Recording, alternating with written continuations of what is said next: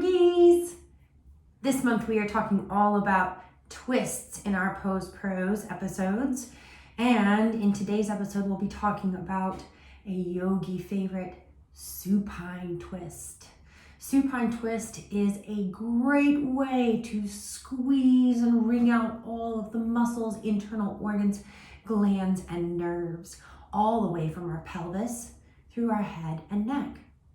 It's a great way for us to relieve back pain, digestion issues, if we have issues going to the bathroom, or with our food digesting, and evoking an overall sense of cleansing feeling in one's body.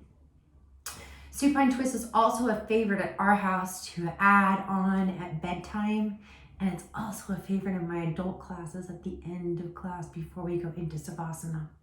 So let's get started with supine twist. To begin, you're going to lie flat on your back, bending your knees, and placing your feet comfortably flat on the floor, okay? So the very first thing that we're going to do, I'm going to teach you a couple of different options. Very first thing that I want you to do is lift up your shoulders and draw them down your back so that your back is nice and flat on the mat, at least the upper back, okay? And opening up those shoulders. So now we're going to take our arms out into a T, really wide, okay? Palms facing up towards the sky. Once I do that, I'm going to bring my knees into my chest and then allow them to fall to one side of the body. So I'm going to start by allowing them to fall to the left side of the body. And as I do that, I'm feeling that really, really nice stretch through my lower back, also twisting and wringing out those internal organs. So now coming back up through center and dropping the knees to the other side. So nice. We can take the gaze the opposite direction that the knees are going, okay? Feeling so good. Coming back up through center, I'm going to set my feet down and walk you through option 2. So option 2, you're going to bring your right foot up to the sky, cross it over your left. Now we're going to bring those arms back out in the T, palms facing up. And same thing, bringing the knees into the chest and then allowing them to fall to the side. This makes that twist a little more intense. So our gaze is going to go to the opposite side. Taking deep breaths, sending that breath into the twist. Coming back through center. Now placing both feet back down, uncrossing the legs, recrossing the left leg over the right leg, bringing those knees into the chest and then dropping them down. Feels good, doesn't it, yogis?